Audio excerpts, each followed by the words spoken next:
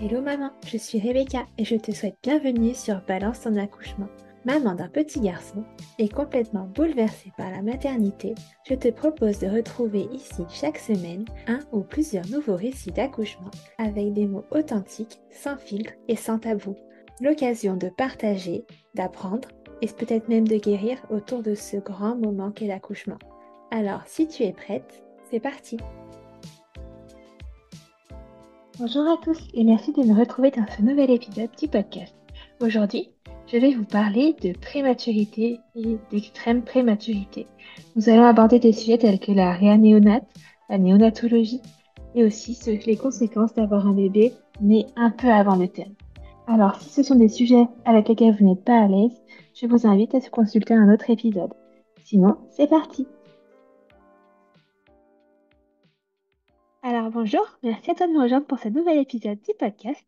Alors, pour commencer, est-ce que tu pourrais te présenter, s'il te plaît, en me donnant ton prénom, en me disant combien d'enfants tu as et quel âge ils ont, et puis en ajoutant tout ce que tu aurais envie. Moi, je me présente, Natacha, j'ai 36 ans, j'ai trois enfants.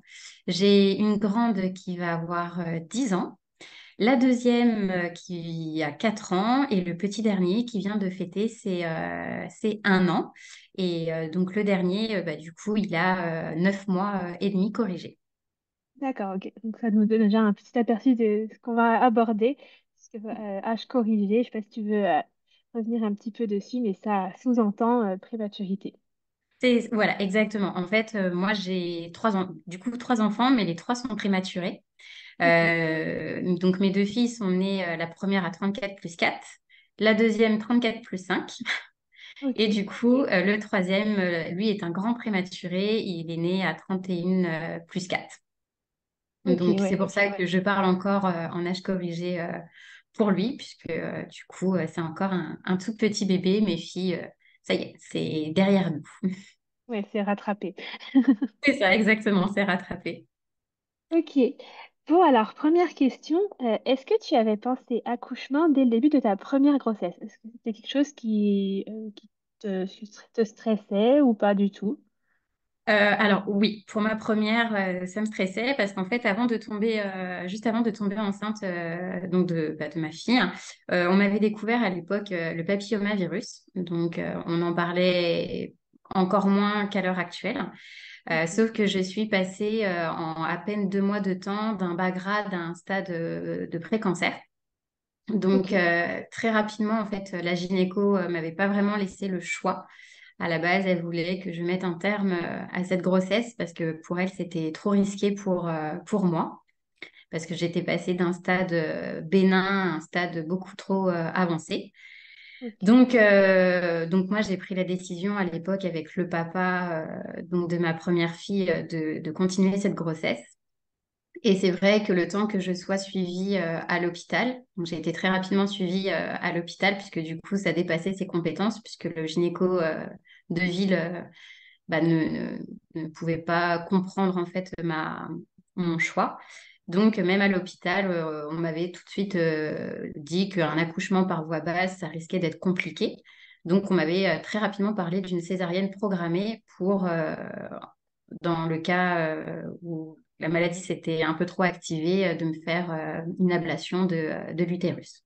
ok, Donc, donc ça à donc très, 26 ans en plus, donc assez jeune et en pleine grossesse. c'est ça, exactement. Ouais, ouais. Donc très très rapidement, l'accouchement est venu en tête, mais je perdais pas espoir de me dire que je pouvais quand même accoucher par voie basse. T'étais à quel stade, toi, à peu près, à ce moment-là, est-ce que tu te souviens, quand on a commencé à te parler de ce pré-cancer et des risques de césarienne? Par rapport à ma grossesse, Oui, c'était le tout début. ok, En fait, ouais, dès que j'ai appris que j'étais enceinte, du coup, en fait, le gynéco qui devait me donner les résultats de la colposcopie, du coup, elle m'a donné une nouvelle et moi, du coup, je lui ai donné la nouvelle de ma grossesse. C'est pour ça que la question s'est très rapidement posée sur la suite de la grossesse. Donc, c'était vraiment au tout ouais. début, au tout début. Ouais, on parle vraiment d'un tout début de grossesse, là. C'est ça, exactement. Ouais, ouais. Ok. Donc, du coup, t'as vécu une grossesse super stressante, je suppose. C'était pas du tout sereine. Ouais. Les 2 premiers mois, ça a été stressant, mais j'avais un début de grossesse totalement normal. Hein. Voilà, j'avais pas non plus, j'étais fatiguée comme un début de grossesse. Et puis après, en fait, je me suis dit, quitte à ce que ça soit ma seule grossesse, et je l'ai vécu pleinement. J'étais Ok. finalement plus du tout stressée, plus angoissée.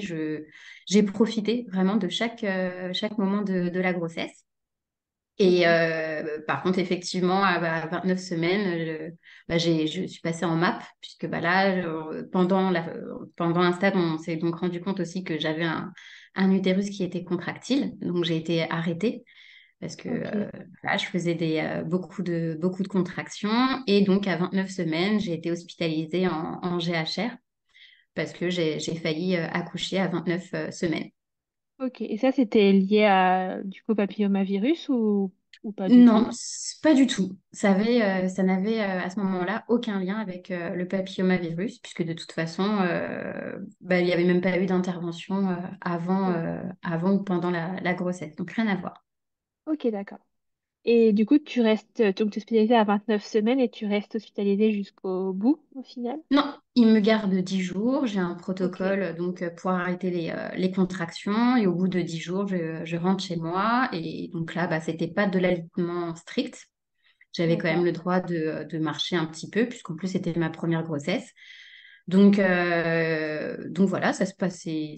Après, ça s'est plutôt bien passé. Et effectivement, après, j'y suis retournée donc à 34 plus 4. Sauf que moi, ma fille, elle était en siège. Ok. Donc ça, on s'en a été rendu compte sur la dernière échographie. Donc je savais qu'elle était en siège. Et quand je suis arrivée à l'hôpital, au début, en plus, on m'a pas pris au sérieux puisque forcément, ils avaient mon dossier. Quand on me demandait si j'avais mal au moment des contractions, j'avais aucune douleur. Donc je suis restée un petit moment en salle d'attente.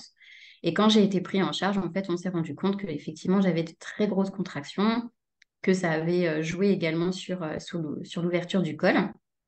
Ouais. Et donc, on m'a quand même fait une échographie de contrôle, comme c'était notifié que j'avais le bébé qui était en siège, sauf que là, elle était en siège décomplété.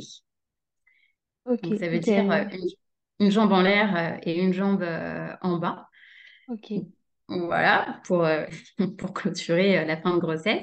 Donc, l'équipe médicale me fait faire une radio du bassin pour quand même voir si éventuellement il était possible que j'accouche par voie basse, puisque ça a quand même été mon souhait, puisque du coup, c'était quand même stipulé que c'était probablement ma seule grossesse.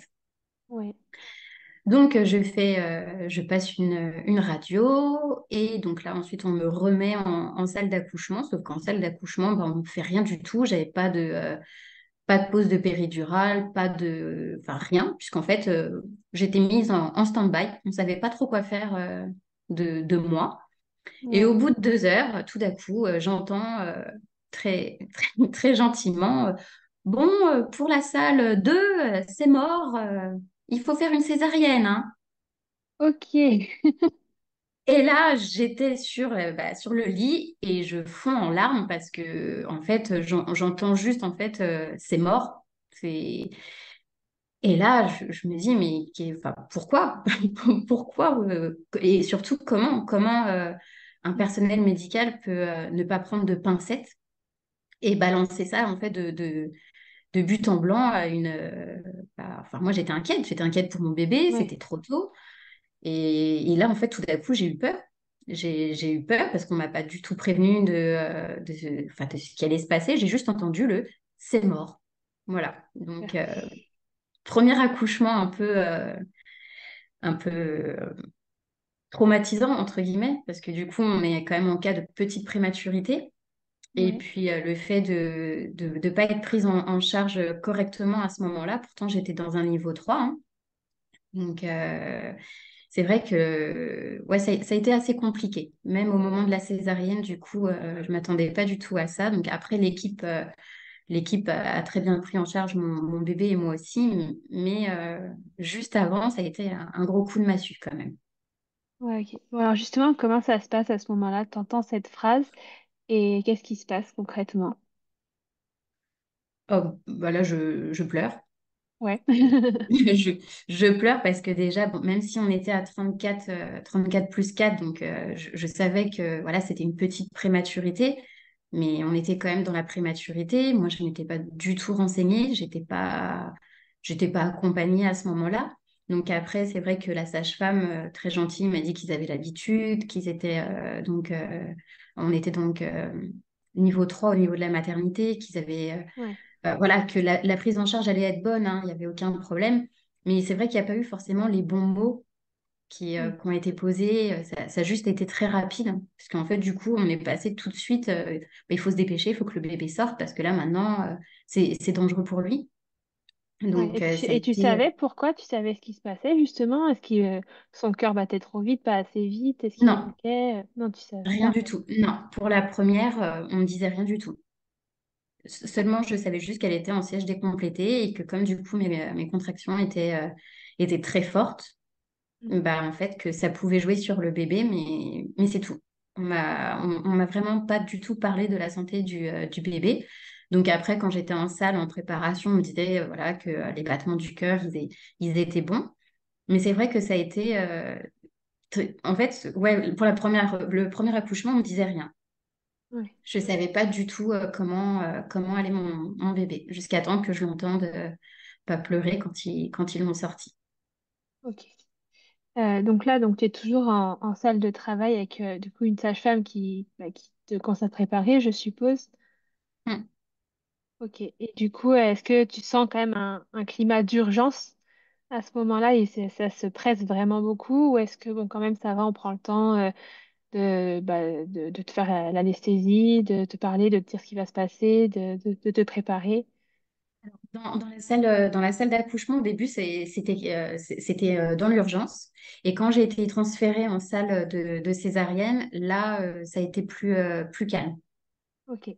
Ouais, ouais, ouais. C'est ça aussi qui a été très perturbant, c'est que je suis passée du stade c'est très urgent, c'est vital, à après on passe donc ce sas où en plus j'étais toute seule, le père n'avait pas pu venir.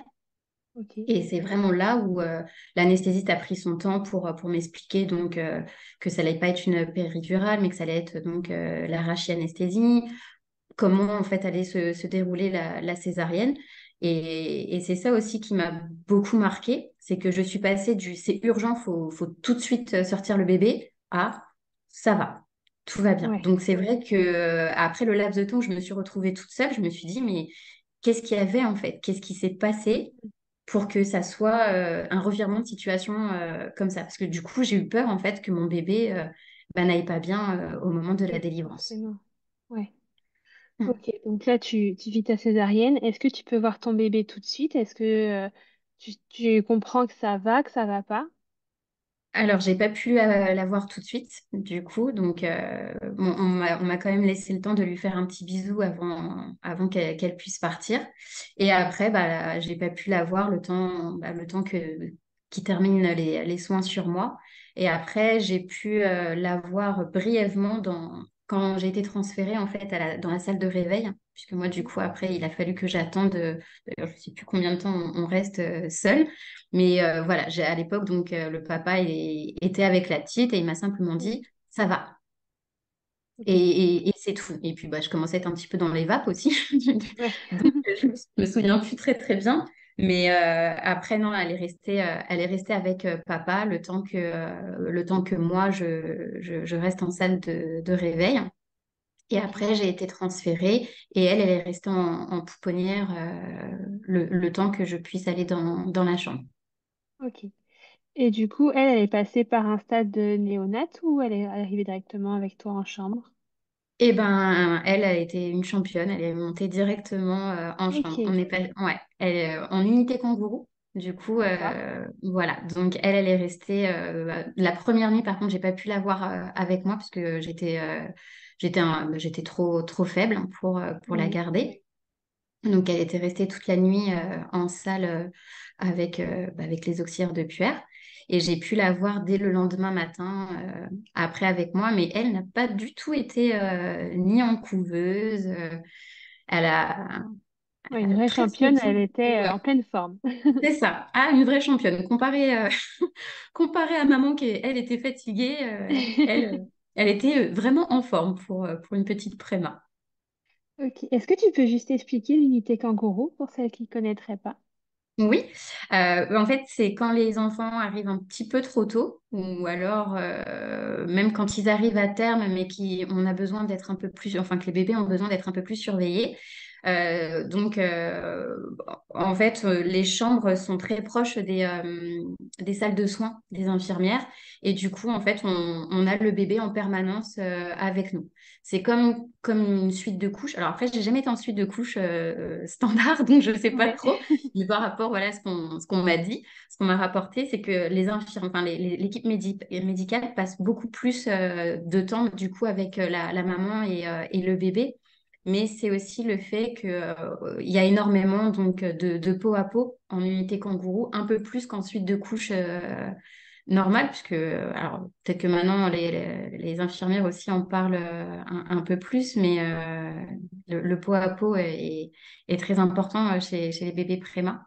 Oui. Donc, comme les petits kangourous qui sont dans la poche de leur maman pour être bien au chaud au moment de leur naissance. Ok, d'accord. Et toi, est-ce que tu avais un projet d'allaitement pour ce premier bébé ou pas du tout? Non, pas du tout. Non. Ouais, donc ça Non, n'a pas été j'avais. un frein à ce projet. Alors, bah, c'est vrai que j'y avais pas forcément pensé. Alors Ouais. après, j'ai souhaité quand même mettre en route l'allaitement, qui a été compliqué, puisque elle était quand même sondée, elle était sondée puisqu'elle n'arrivait pas à s'alimenter au biberon. Donc le temps que ça se mette en place a été un peu long et un peu compliqué. Et j'ai pas pu l'allaiter, puisque bah, justement, elle a été embêtée par sa sonde. Ouais. Et ça la fatiguait de trop, donc j'ai fait le tir-allaitement comme on Ok. dit. D'accord, ok. Et alors toi, après cette première césarienne réalisée quand même un petit peu dans l'urgence, comment tu te sens post-accouchement? Est-ce que tu ressens des douleurs particulières, des incompréhensions? Alors, les douleurs, oui. J'ai eu mal pendant quasiment 48 heures.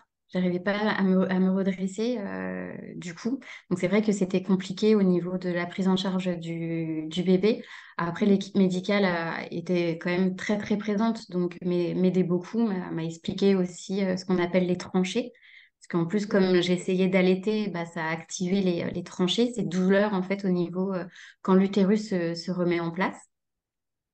Et puis, il y a eu après l'incompréhension de pourquoi mon corps n'a pas tenu jusqu'au bout. Ok. Il y a eu ouais, cette Ouais. grande incompréhension. Un petit peu compliqué quand même à gérer. Mm. Ouais, Ouais, ouais, ouais. ok. Et du coup, une fois bébé né, comment ça se passe, toi, pour ta prise en charge au niveau de ton papillomavirus ou de tes soucis que tu as pu rencontrer? Alors, moi, il a fallu attendre un mois bah, après la perte de sang, forcément, hein, Mm. de l'accouchement. J'ai fait donc la colposcopie pour voir où ça en était. Donc, la colposcopie, c'est une petite biopsie au niveau du col de l'utérus pour voir Ouais. justement les lésions. Et au final, grâce à cette grossesse, les lésions en fait se sont réduites. Ok. Ça arrive pas souvent, mais en fait c'est le corps humain est vraiment magique. C'est ce qu'elle m'avait dit donc la gynécologue à l'époque. Donc c'était pas du tout la même gynécologue qui m'avait suivie au début, hein. C'était vraiment un médecin qui faisait que des colposcopies.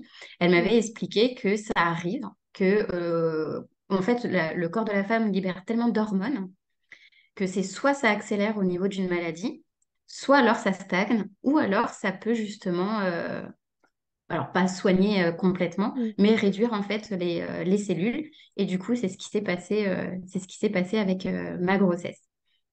Ok. Donc plutôt encourageant et tu as toujours un utérus du coup.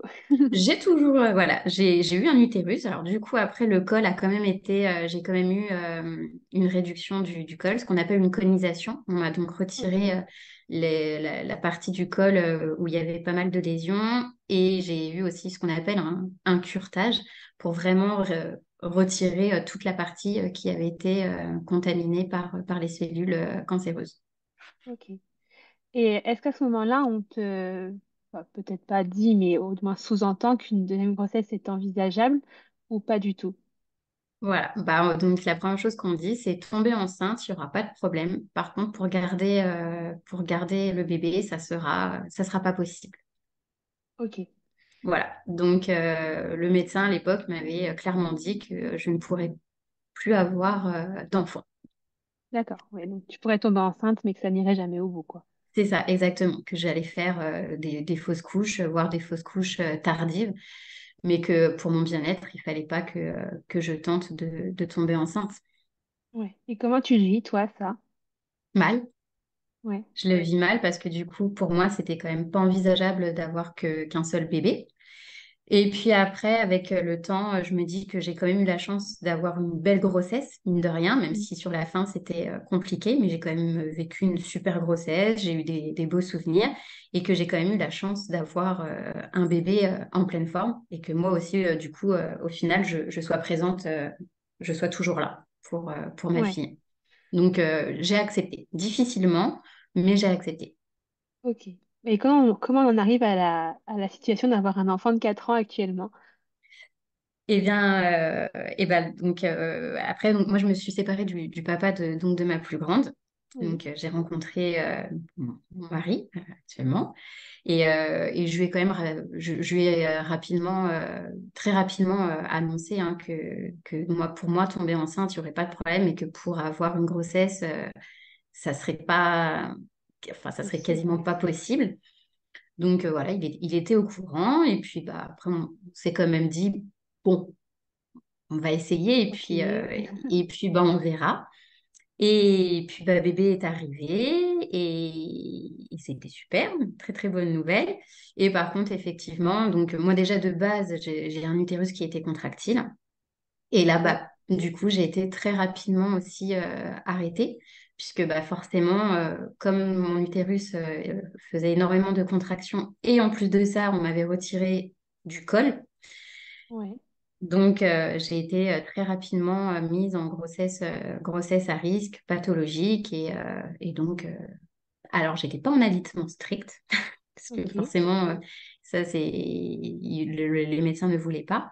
Mais j'ai quand même été suivie ouais, j'étais suivie. Alors, sur Paris, par contre, sur Paris intramuros, j'étais pas hospitalisée en GHR, j'étais pas suivie non plus en MAP.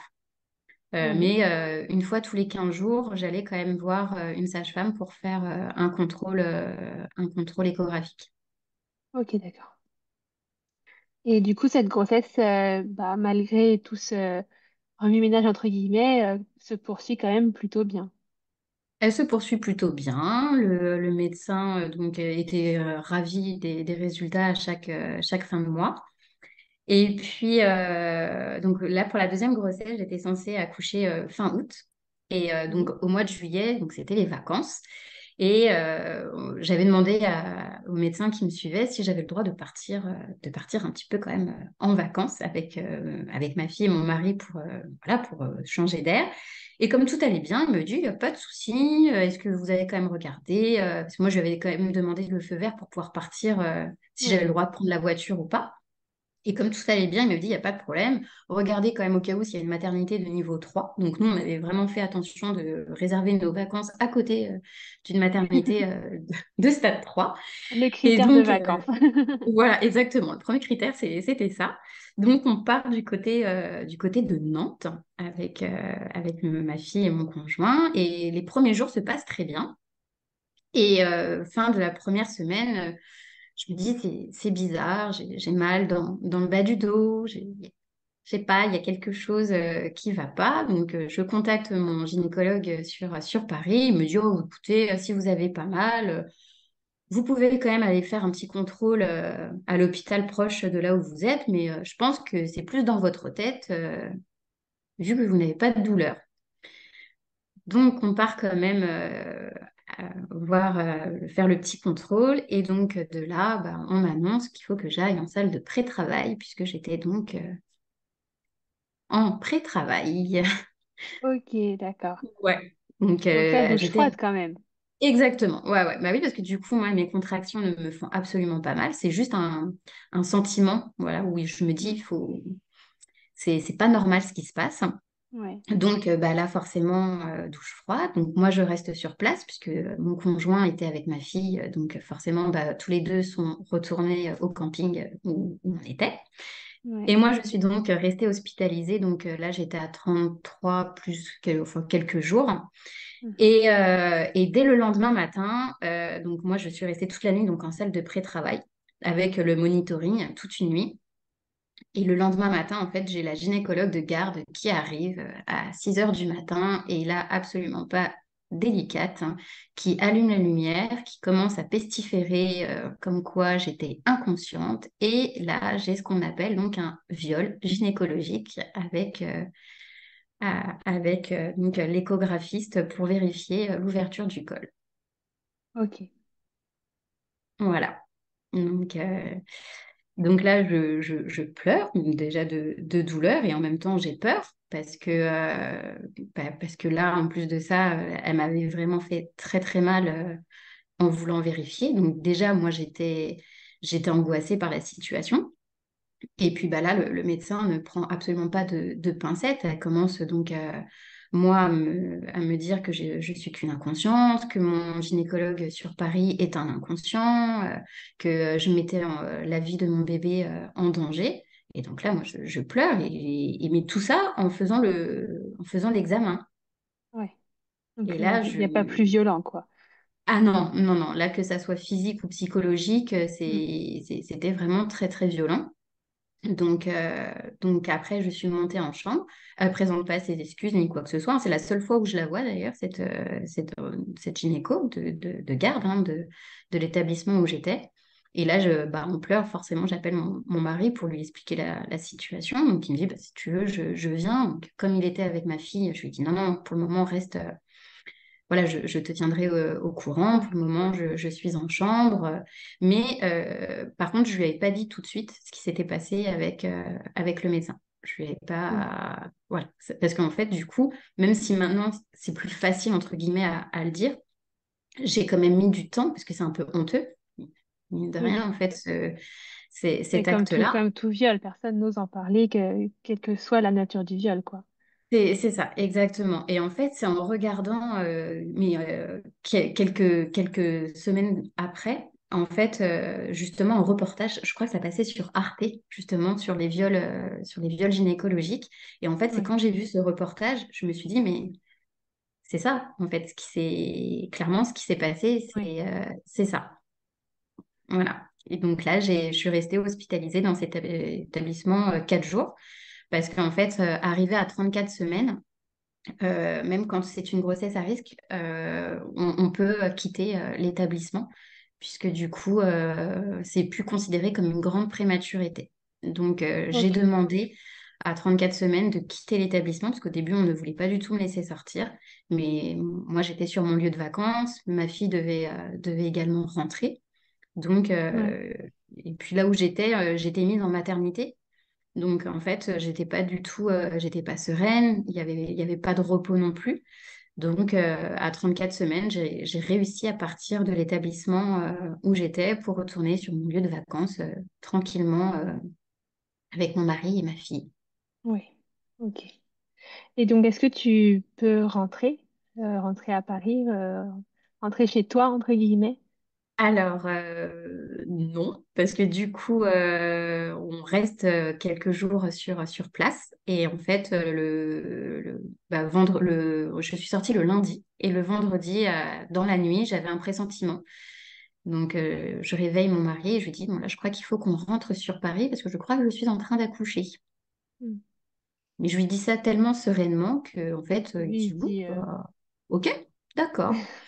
Sauf que, effectivement, à un moment, je lui dis, non, mais là, faut vraiment qu'on rentre parce que je commence à avoir des contractions. Donc là, c'est le ok. grand bas de combat. Oui, Il parce que met, pour toi, c'est impensable d'accoucher là-bas, du coup. c'est ça, exactement. En fait, je me suis refusée d'accoucher sur place. Et donc là, on rentre dans la voiture, je me positionne à l'arrière et en fait, les roulements de la voiture, ça donne encore plus de contractions. Et en fait, le bébé a été mal positionné. Donc, ça fait qu'elle me faisait énormément mal en fait dans le dos. Et donc, on était très proche du lieu où j'avais été pas super bien accueillie. Donc, mon conjoint me dit, est-ce que tu veux qu'on s'arrête là? Et moi, j'ai dit, surtout pas. Il est hors de question que j'accouche là. Et on était à quelques kilomètres de l'hôpital de Nantes. Et il m'a dit, bah, si tu veux, donc il regarde rapidement sur le GPS, il me fait, il y a Nantes, est-ce que tu peux tenir? Je lui dis, je tiendrai jusqu'à Nantes. Du coup, on a mis Pas le jusqu'à cap. Paris, mais au moins Nantes. C'est ça, exactement.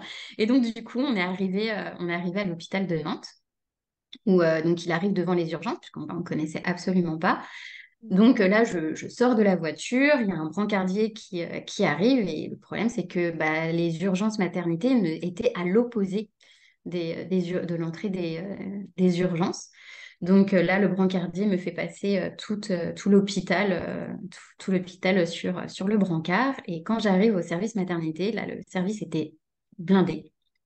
Mais vraiment, quand j'ai vu ça, je me suis dit, mon Dieu, je vais jamais pouvoir accoucher, c'est pas possible.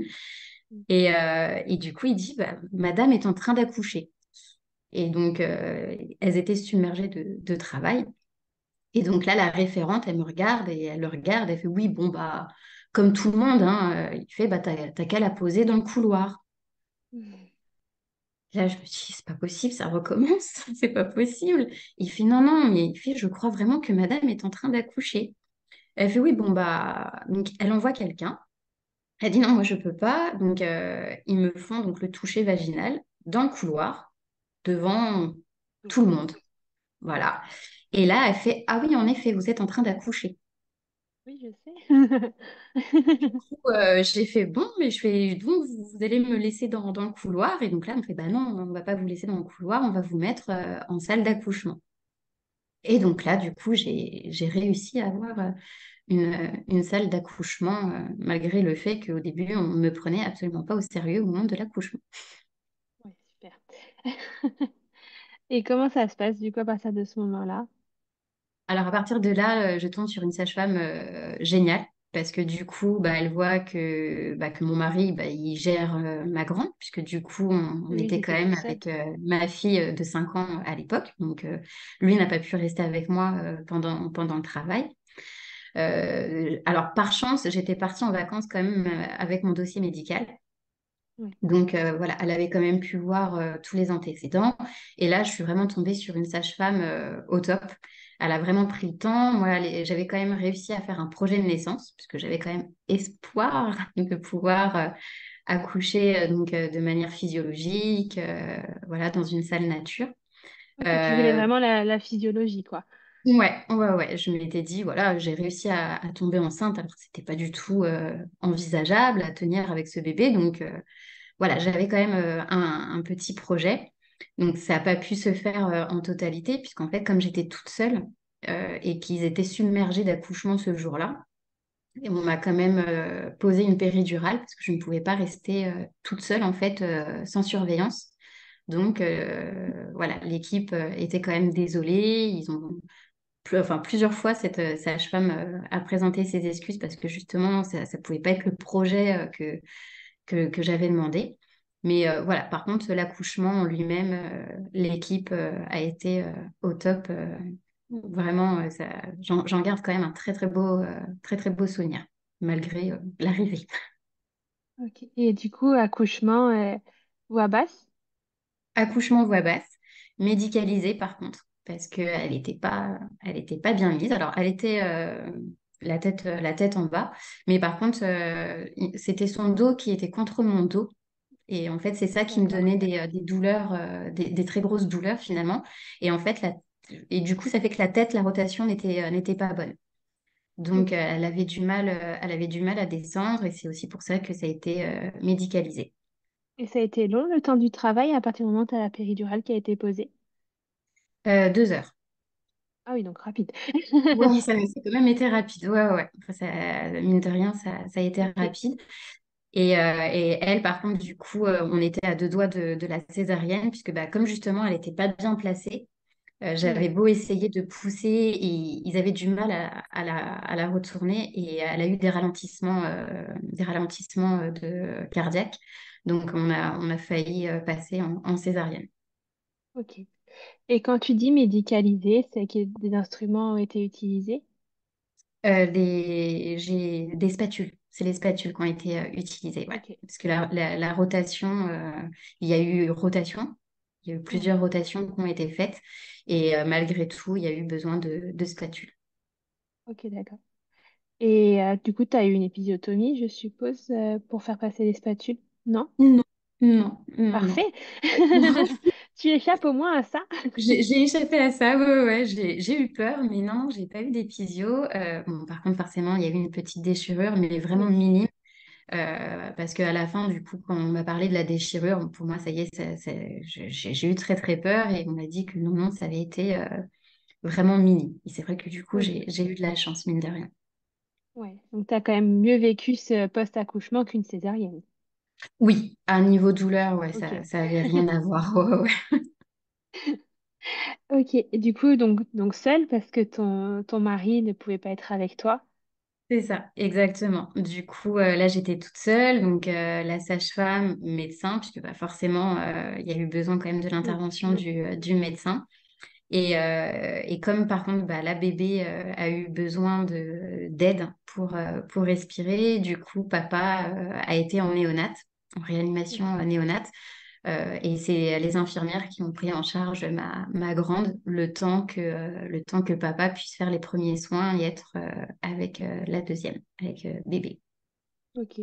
Et cette fois-ci, tu as quand même pu plus voir ta fille, ta deuxième fille à la naissance. Enfin, tu as pu voir ton tout petit bébé. Tu as pu réaliser plus cette fois-ci ou toujours un peu sonner. Ouais, bah, j'ai dû attendre que la péridurale ne fasse plus effet, parce que du Ouais. coup, et puis en plus, comme elle était en soins, donc non, ouais, j'ai pas pu la voir non plus. J'ai eu le droit par contre au pot à pot, ça n'a pas duré longtemps, mais j'ai quand même pu la prendre sur moi. Donc Ouais. j'ai un peu plus réalisé que la première, mais voilà, le temps que moi les soins se fassent et que bah, la péridurale ne fasse plus effet, puisque bah, du coup j'ai été toute seule, pareil. Il a Mhm. bien fallu attendre ouais, quasiment non, 2 heures avant que je puisse aller en réanimation la voir. Mais pareil, j'avais pas pu la prendre. Elle était par contre dans... C'était pas la couveuse, mais c'était quand même le berceau chauffant, puisque elle était quand même avec un petit masque de respiration. D'accord. Et elle était vraiment en réanimation néonate cette fois-ci. Ou en Oui, alors néonate, ouais. Alors, elle a pas eu d'acte de réanimation, mais comme elle avait des difficultés à respirer toute seule au début, ils lui ont posé un petit masque pour l'aider à respirer. Ok. Et elle est restée combien de temps du coup dans ce service? Elle est restée 4 jours en réanimation Ok. néonate. Donc, pendant 24 heures, elle a eu un masque. Et après, elle n'a pas eu besoin d'aide pour respirer, mais elle avait des petits ralentissements aussi avec son cœur. Donc, bah, comme un petit bébé prématuré, elle a eu le droit à sa petite dose de caféine Ok. pour justement la stimuler. Et après 4 jours, on a pu monter toutes les deux en unité kangourou dans une chambre, toutes les deux. Ok. Ok. Et comment tu vis, toi, ce nouveau moment, pas trop dur?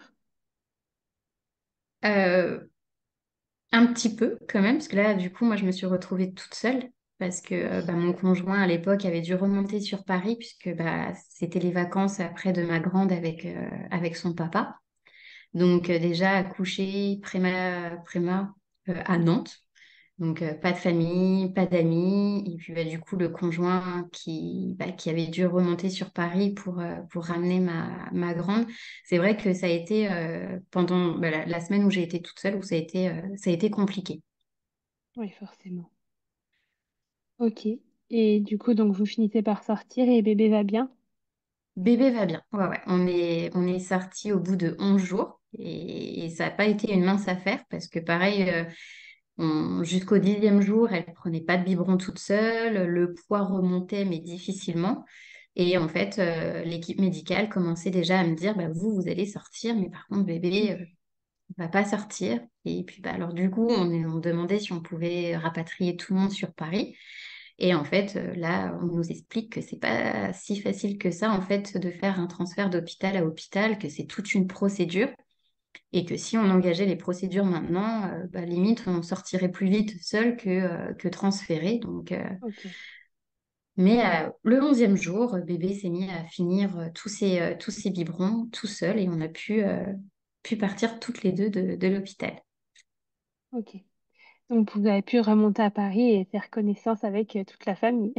Exactement, c'est ça. Oui, oui. Ok. Et toi, du coup, au niveau de ta santé et de ton utérus, comment ça va après cette deuxième grossesse et ce deuxième accouchement quand même un petit peu rythmé? C'est ça. Ben, ça va. De ce côté-là, pareil, les résultats enfin, sont toujours bons, puisque j'ai quand même un suivi régulier. Enfin, tous les ans, j'ai quand même un suivi. Et bah, rien n'a bougé. Tout est bon. Il n'y a pas du tout de cellules cancéreuses qui sont revenues. Donc voilà. Et puis la sage-femme qui avait fait le contrôle après m'avait dit que bon, même si la grossesse effectivement avait été délicate et compliquée, que prochaine grossesse, ça devrait être mieux, puisque là, normalement, Ok. l'utérus est censé s'agrandir au fur et à mesure. Donc normalement, ne pas poser de problème si troisième grossesse, il doit y avoir. Ok. Donc là, c'est quand même moins alarmiste pour une troisième que pour une deuxième grossesse au final. Exactement, voilà, c'est exactement Ok. ça. Ouais, ouais. D'accord. Et du coup, on en arrive à justement une fameuse troisième grossesse. Comment ça se Voilà. passe? Et bah alors là, grande surprise, que là, c'est un bébé surprise. Ok. Donc il y a l'euphorie du début. Et très rapidement, contraction. Mais contraction, alors je vais dire violente parce que je les ressens. En fait, je sens les contractions. Sauf que comme je suis tolérante en fait à la douleur. Donc, quand je me déplace à l'hôpital pour dire que j'ai mal, c'est que vraiment, en fait, c'est des très, très grosses contractions. Et là, les premières contractions sont arrivées, j'étais à 9 semaines. Ah oui. Donc, vraiment le tout début de la grossesse. Donc, bah, forcément, par rapport à mes antécédents, on me dit, bah là, vous n'allez pas reprendre le travail, il va falloir rester tranquille chez vous, au repos. Sauf que là, je leur dis, tranquille, au repos, ou avec deux enfants, ça va pas être C'est quand même évident plus quand même. compliqué. Ça va être, voilà. Et là, on dit, bah oui, mais il va falloir vous adapter, parce que sinon, la grossesse, vous n'allez pas pouvoir la mener jusqu'au bout. Donc bah là, c'est quand même un gros choc, parce au moment du deuxième accouchement, on me dit, bah c'est bon, il n'y aura pas d'autres complications pour une troisième grossesse. Là, finalement, début de grossesse, on me dit que c'est compliqué. Donc là, bah, je lève le pied. Donc forcément, bah, les journées, je fais pas grand-chose hein, chez moi. Donc je respecte quand même les règles qu'on me donne. Et quand je suis suivie à l'hôpital, donc là, le chef de service, qui m'avait déjà suivie pour ma première grossesse, du coup, me dit, bah, de toute façon, comme c'est votre troisième grossesse, votre utérus, normalement, est censé vous emmener plus loin que pour les deux premières. Ok. Donc là, je me retrouve sur le même discours que ma sage-femme en 2019. Donc là, je respire un peu, je me dis, bon, bah, ça va aller finalement. Et au final, à même pas 25 semaines, je retourne à l'hôpital puisque, bah, pareil, contraction. Et donc là, par contre, le col avait commencé à se modifier. Ah oui, donc là, on passe dans un stade qui est quand même un peu plus inquiétant, quoi. Ouais, ouais, ouais. Donc, Ok. Et du coup, qu'est-ce qui se passe à ce moment-là? On te garde à l'hôpital? alors, je suis restée 24 heures à l'hôpital Ok. où tout de suite, on m'a donné, donc j'avais eu ah non, pas la première fois. Pendant 24, ils m'ont gardée pendant 24 heures, juste sous surveillance, parce qu'en fait, j'avais pas encore atteint les 25 semaines. Ok. Et donc, en fait, bah, du coup, ils pouvaient rien faire, puisque avant 25 semaines, comme le bébé n'est pas viable, du coup, Mm. en fait, ils m'avaient pas, voilà, ils m'avaient gardée la journée. Le soir, j'étais rentrée chez moi. Et j'avais quand même eu une injection de corticoïdes pour Ok. justement quand même préparer les poumons de bébé si éventuellement il devait y avoir un accouchement prématuré. Ok. Et donc là, à partir de 25 semaines, ça a été alitement strict. Ok, Donc là, il n'y 30 avait plus minutes. de... Non, là, Ouais, c'était fini. C'était 30 minutes maximum par jour. ok. Donc toujours avec deux enfants qui sont quand même pas hyper âgés, quoi. Non, c'est ça, exactement. Donc là, il a fallu modifier la façon de vivre à la maison. Donc c'est mon conjoint qui gérait les enfants le matin. Et c'était ma maman qui n'est pas à la retraite, en plus de ça, puisque tant qu'à faire, c'est toujours plus facile et plus simple hein, quand c'est comme ça. Du Ouais. coup, quand elle finissait le travail, c'était elle qui prenait le relais le soir, le temps que mon conjoint puisse rentrer à la maison pour prendre en charge les enfants. Ok, d'accord. Et du coup, comment tu le vis, toi, à ce moment? C'est pas trop dur? Tu dois être quand même assez stressée. Là, ouais, j'étais stressée. Je m'en voulais énormément parce que du coup, parce que parce que ouais, là, en fait, c'était mon petit monde en fait qui commençait à s'effondrer parce que je me disais, c'est pas possible, ça s'acharne. On te dit que ça va bien se passer et au final, ça se passe pas bien du tout. Mm. C'est toutes les semaines les monitorings à la maison où la sage-femme à chaque fois disait, bon, bah, ça va, mais il faudrait encore un peu moins bouger. Sauf que un peu moins bouger, quand déjà on fait rien, c'est compliqué. Et puis en fait, c'est le temps, pour moi, en fait, c'était le temps en moins que je passais avec mes deux grandes, puisque du coup, Oui, elle aussi. me voyait dans mon canapé à rien faire. Mm. Et là, en fait, le temps est passé très lentement et très rapidement aussi. Ouais, Mais il y a eu beaucoup de culpabilité. ouais, c'est ça. C'est presque psychologiquement que c'est encore plus dur que physiquement, au final. Ouais, c'est ça, exactement. Et est-ce que du coup, tu avais pareil des envies pour cet accouchement ou est-ce que tu te doutais que ça serait pas possible? Alors, je me doutais que ça serait pas possible, mais comme j'avais le temps dans la journée, hein, j'ai quand même élaboré un projet de naissance. Donc, pareil, un accouchement physiologique si je pouvais, un accouchement voilà, en salle nature, vraiment façon cocooning, accompagnée de mon mari cette fois-ci aussi. J'aurais bien Ça voulu serait être bien. accompagnée Pour la pour ce première fois, dernier. du coup. Pour la première fois, oui, exactement. C'était mon souhait. Donc, ouais, j'avais quand même élaboré un petit projet de naissance. Ok. Et à quel moment les choses commencent à s'accélérer, du coup? Le 2 janvier 2023, en fait, c'était ma dernière consultation, ma troisième échographie pour vérifier en fait que bébé grandissait bien, hein, tout simplement. Et pendant cette échographie, j'ai fait plus de 3 contractions.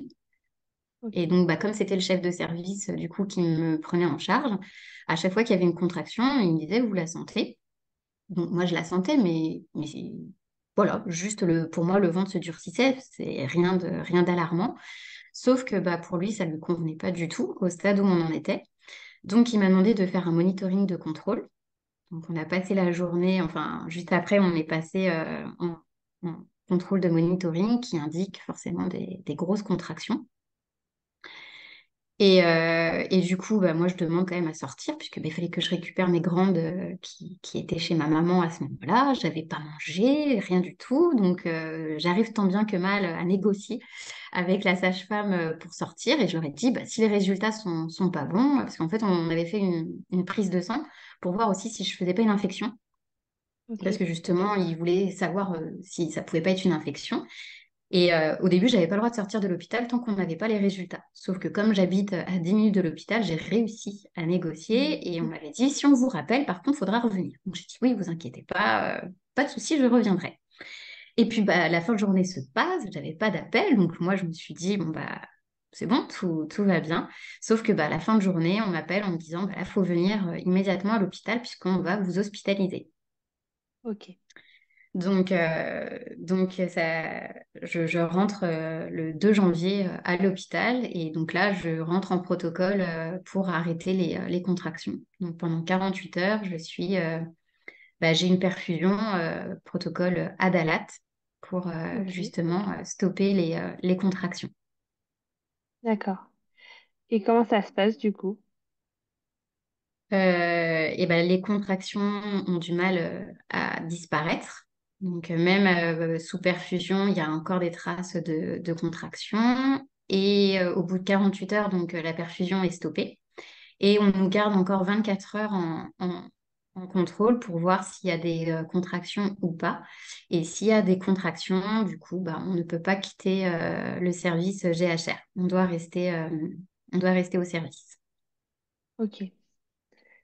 Et du coup, Bah, moi, du coup, j'ai eu de la chance. J'avais toujours ce qu'ils appellent un fond contractile, mais j'avais pas de grosses contractions.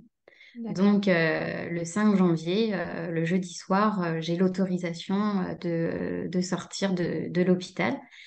Et donc là, on me dit que j'ai le droit de rentrer chez moi, mais que par contre, bah, c'est reparti, hein, c'est un alitement. Mais par contre, comme j'étais je m'approchais en fait des 32 semaines, j'avais le droit de marcher un petit peu plus que 30 minutes. Je n'avais pas le droit non plus de faire un footing, hein, Ouais. mais voilà, j'avais le droit de piétiner un peu plus parce que justement, j'avais perdu aussi de la masse musculaire. J'avais du mal, ouais, forcément, pendant Mm. 3 mois, on ne marche pas. Donc, je suis restée bien sage la journée du 6 janvier, sauf que bah, le 6 janvier à 19 heures, bah, je dis à mon mari, je crois que je suis en train d'accoucher. Ok. Donc le Donc, lendemain, tu le sens encore une fois. ouais, ouais, je le sens avec là par contre des contractions, des contractions bah, douloureuses du coup, puisqu'en fait je suis rentrée en travail, je pense vers 17h30, puisque c'est vraiment à partir de 17h30 où j'ai commencé à sentir voilà, des contractions enfin, ça allait.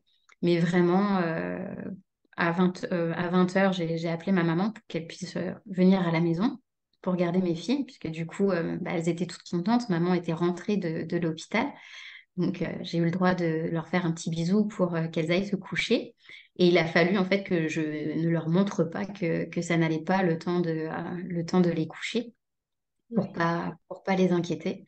Et le temps d'arriver à l'hôpital, en fait, j'étais déjà à dilatation totale. Ah oui, d'accord. Oui, quand tu dis que t'as couché, c'était vraiment. Oui, oui, oui, ouais, ouais, ouais. C'est là, Ok. quand on est arrivé, du coup, j'ai été prise en charge. Comme bah, mon dossier n'avait même pas eu le temps de redescendre de GHR, du coup, il était toujours dans les étages. Donc, la sage-femme a essayé de rassurer mon mari en disant, ne vous inquiétez pas, c'est peut-être une fausse alerte. Ouais, il l'a regardé en se disant non, là, je pense pas que ça soit une fausse alerte. Et du coup, quand elle m'a examinée, effectivement, j'étais déjà dilatation, dilatation totale. Ok, Donc là, super. c'est très vite. Et comment ça se passe du coup à partir de ce moment-là? Bah là, il y a quand même l'angoisse pour bébé, puisque là, on n'est même pas encore à 32 semaines. Donc, pour moi, c'était vraiment beaucoup trop tôt. Ouais. Trop tôt pour lui, trop tôt pour moi. Et puis, il y avait aussi le fait que je m'en voulais, parce que je me disais, mais c'est pas possible. Tu es sortie hier et là, tu reviens aujourd'hui pour accoucher. Je m'en suis énormément voulu jusqu'à temps qu'il sorte et que j'entende son, son petit cri, en fait.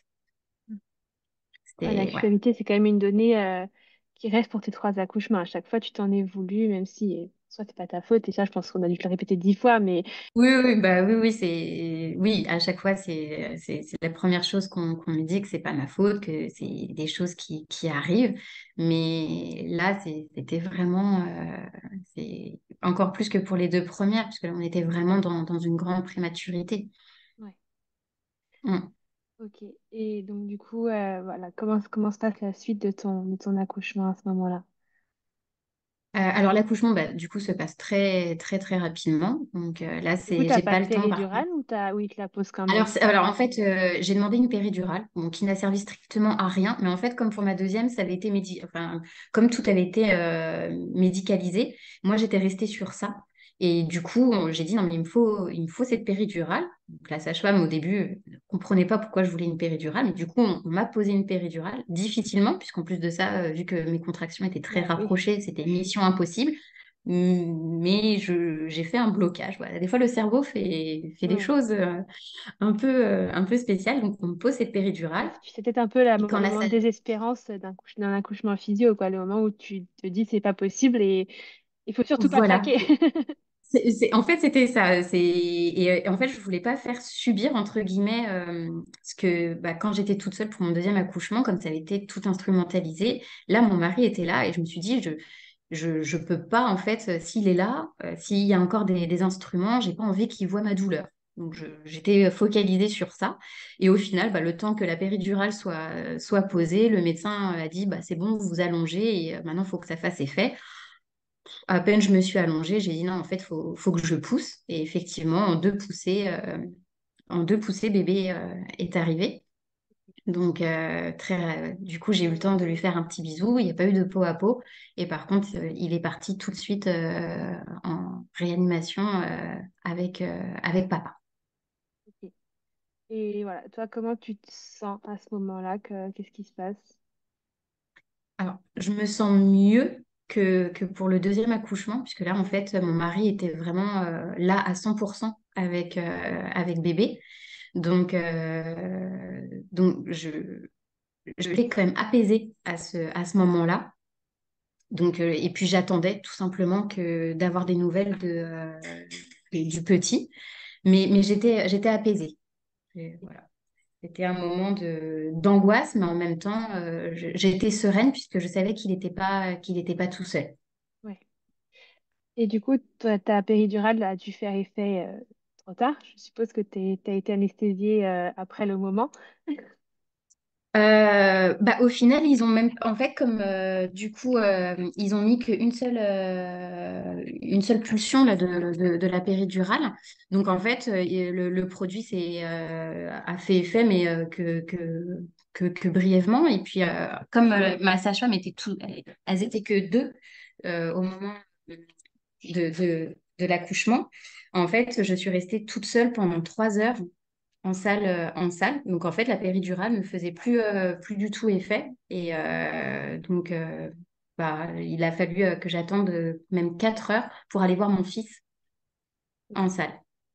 Parce ils étaient en sous-effectif. Ouais. Et comment allait bébé, du coup, à ce moment-là? Alors bébé, lui, avait un petit masque à oxygène parce qu'il avait du mal à respirer tout seul. Mhm. Euh, mais à côté de ça, ça a été un petit guerrier très, très, très rapidement. Ok. Il est arrivé, voilà, il était tout petit, mais au final, potelé pour un grand préma. C'est la première chose que mon mari aussi m'a dit quand il est revenu me voir. C'est que, alors oui, c'était un grand préma, mais avec quand même un petit peu, voilà, un petit peu de masse graisseuse autour de lui pour bien l'aider dans ses premiers jours. Ouais, ce qui a dû aider quand même, au fait qu'il aille bien, du coup. Oui, ouais, ouais, Ouais. ouais, exactement. Et du coup, il était en réa, lui aussi, en réa néonat? Oui, on est resté 3 ou 4 jours non même un peu plus, en réanimation néonate, Oui. soins intensifs. Donc il est resté 24 heures avec le masque, puisqu'il a vraiment des difficultés au début à respirer tout seul. Après, on lui a mis des petites lunettes, donc juste des petits tuyaux pour l'aider à respirer. Et au final, il les a retirés de lui-même, en fait, parce qu'il arrivait à respirer tout seul. Donc, en 3 jours, il avait réussi à... Enfin, voilà, il se débrouillait tout seul comme un grand pour respirer. Ouais, un vrai guerrier, là. Un vrai guerrier. Ouais, ouais. Lui, ça a été vraiment un grand guerrier. Et après, il a eu quand même des difficultés au niveau avec son cœur. Il faisait ce qu'on appelle des désaturations aussi avec des bradycardies. En fait, il y avait des ralentissements avec son petit cœur. Et du coup, en fait, son taux d'oxygène baissait d'un coup. Et c'est vrai que les premiers jours, il a fallu, alors pas le réanimer, hein, parce que voilà, c'était pas non plus extrême préma, mais il a fallu en fait ce qu'on appelle le stimuler pour justement qu'il se réveille. Parce que du coup, des fois, c'est comme s'il faisait des petits malaises. Ok, Donc ça fait partie intégrante du jeu de la prématurité. d'accord. Et vous êtes resté combien de temps, du coup, pour lui, hospitalisé? Alors, on est resté en tout un mois et demi Ok, à l'hôpital. Donc, ça a quand même un champion, puisque mine de rien, il y a quand même des enfants, des petits bébés qui sont nés au même stade et qui restent vraiment plus longtemps. ouais, Donc, c'est vrai que nous, on a quand même eu cette chance. Il a vraiment il a été très, très, très fort, très courageux, ce petit bouchon. Donc, on est quand même resté une semaine non, 15 jours en soins intensifs, réanimation. ok, Et après, comme il se débrouillait quand même très très bien, alors il est resté après, après 4 jours sans lunettes, on lui a remis des petites lunettes quand même pour respirer, parce qu'en fait il voulait faire trop de choses en ouais. même temps. Donc forcément, bah, il se fatiguait beaucoup, beaucoup plus, parce que du coup, pareil, il a voulu prendre le sein très rapidement. Donc pour lui, j'ai pu allaiter. Et Oui, c'est ça aussi qui est génial, c'est que bah, là, les infirmières tout de suite m'avaient dit bon, bah, de tirer mon lait puisqu'il allait être trop fatigué pour pouvoir prendre le sein. Et en fait, il était tout petit, si, vraiment minuscule, mais il prenait quand même le sein. Donc ça fait qu'il se fatiguait énormément. Donc il a fallu quand même lui remettre des petites lunettes pour éviter qu'il se fatigue trop rapidement. Et après, on est monté au quatrième étage en néonatologie. Et en fait, quand on monte au quatrième étage, on nous dit que c'est la porte, quasiment la porte de sortie, puisque là, on est surveillé, mais un petit peu moins que quand on est au service néonat réanimation. Donc, on est toujours surveillé, mais c'est un peu plus libre, on va dire. et le pronostic vital est plus engagé à chaque instant, quoi. C'est ça, exactement. Alors, on est toujours quand même sous surveillance. Oui, Il a quand même fait des bradycardies assez longtemps, jusqu'à ses 5 semaines, donc d'âge corrigé, puisque du coup, ok. on parle toujours en âge corrigé quand on est dans le service. Mais il s'est débrouillé après comme un chef, et on a pu rentrer chez nous assez rapidement au final, même si le temps paraît très très très long quand on est à l'hôpital. Ok. Et comment tu gères avec les deux aînés, du coup, ce mois et demi hospitalisé? Eh ben, c'est compliqué, parce qu'en fait, alors les premiers jours, les 4 premiers jours, moi je suis restée à l'hôpital, puisque du coup, les trois nuits, bah, c'est comme un accouchement normal. Moi, j'étais dans ma chambre en maternité, donc j'étais hospitalisée. Et au bout du troisième jour, j'ai réussi à avoir une chambre de parents accompagnants. Ouais, Donc moi, je ne suis pas rentrée chez moi les 4 premiers jours qui ont suivi l'accouchement. Et après, du coup, bah, comme on n'a plus de chambre, et alors on a le droit de dormir dans la chambre en réanimation, mm, mais c'est pas un lit, hein, on dort sur les chaises, sur des chaises longues. ouais, Donc en gros, bah, il fallait rentrer à la maison. Donc moi, je rentrais des fois, il était 20, 20h, 20h30.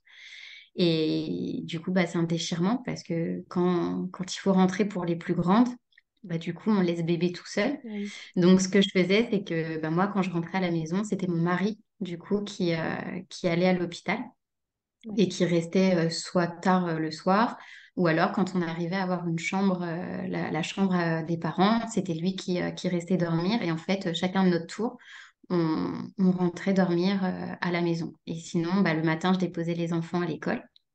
Et donc à 8h30, 8h35, j'étais dans ma voiture pour arriver à 9h à l'hôpital, et retourner chercher les grandes. C'était papa qui s'en occupait à la ouais. sortie de 16h30. Vous avez alterné pour que tout le monde puisse vous voir tous les deux, quoi.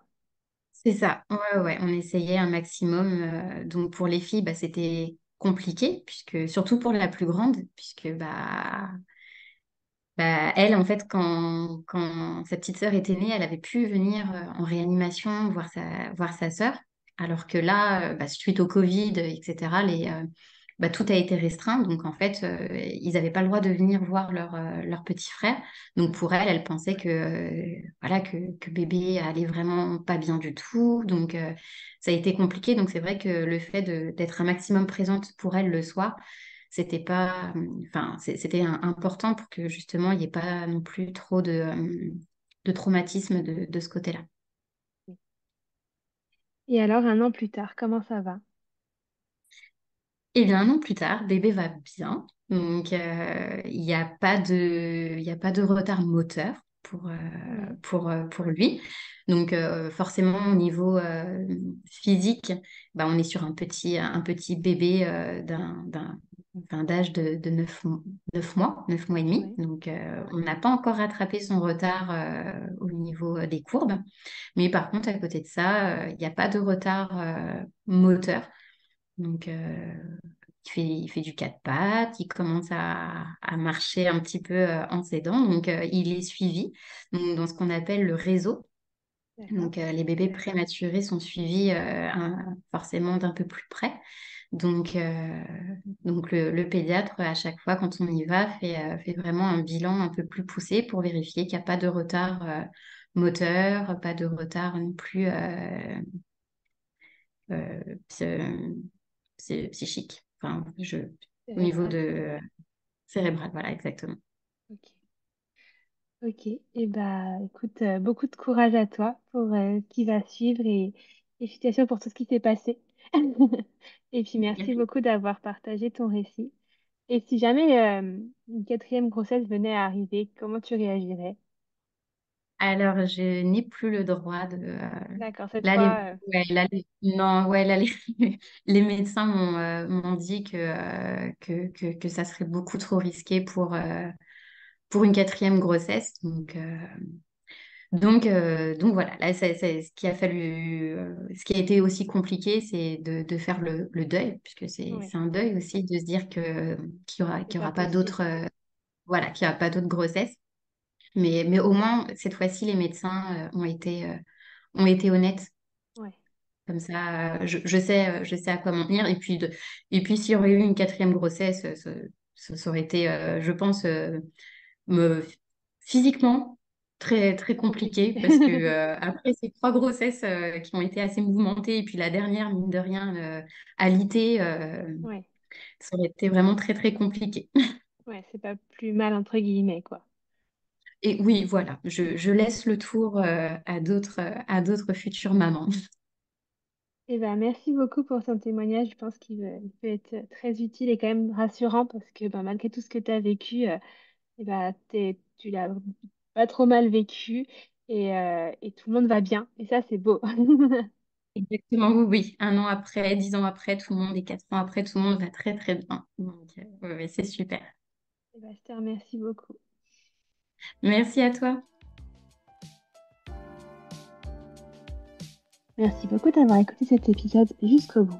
Si jamais il t'a plu et que tu souhaites aider le podcast, n'hésite pas à laisser une petite note sur l'application d'écoute sur laquelle tu es actuellement ou un petit commentaire. Ça me ferait très plaisir et ça peut être d'une grande aide pour aider le projet à avancer. En attendant, je te retrouve mercredi prochain pour une nouvelle histoire d'accouchement.